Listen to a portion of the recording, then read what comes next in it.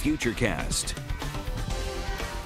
Well, good morning. The storm is gone. Sunshine is out. Winds are busy in the wake of the storm. We'll talk about those wind speeds coming up in just a few minutes. First, a look back at some of our totals. Most amounts ranging from about 5 to 10 inches. The highest amounts there on the screen from Little Compton into New Bedford. 7.5 in Little Compton, New Bedford at 10. You can see lesser amounts from Providence, Cranston, around 5 inches in those spots.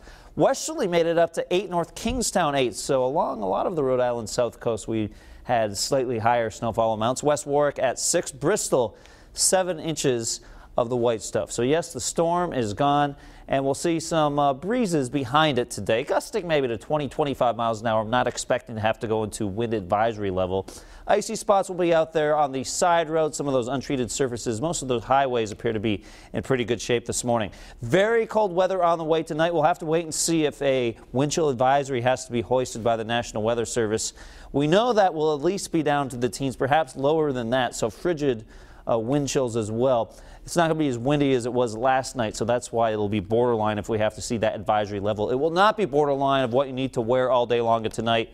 The hats, gloves, jackets, the whole 9 yards. All right, the Tuesday potential snow, of course, all of us at this point are asking, really? Because we're a little tired of all of it. This will really depend on the track and especially the strength of the storm. I'll talk more about that in the 7-day coming up in just a minute. Live Pinpoint Doppler 12, not tracking any more precipitation throughout the day, and we have some sunshine here coming through the city cam, so you'll want those sunglasses if you're headed out early this morning. Temperature is 23. Winds are out of the northwest at 12 miles an hour.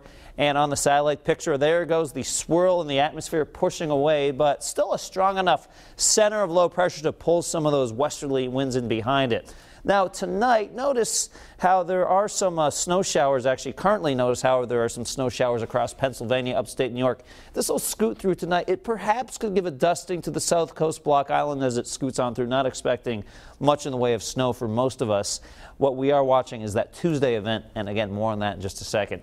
As for today, temperatures 20s, 25, 9 o'clock in the morning, 29 by noontime, around 30 by 3 o'clock in the afternoon with a mix of clouds and sun. The breezes will make it feel like it's in the upper teens and low 20s for most of the day. All right, we're going to take a minute here on the 7-day Futurecast.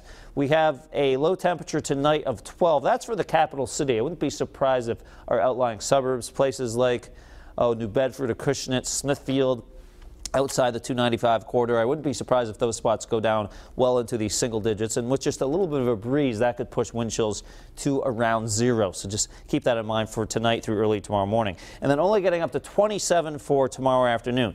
Now, here's the situation we are watching for Tuesday.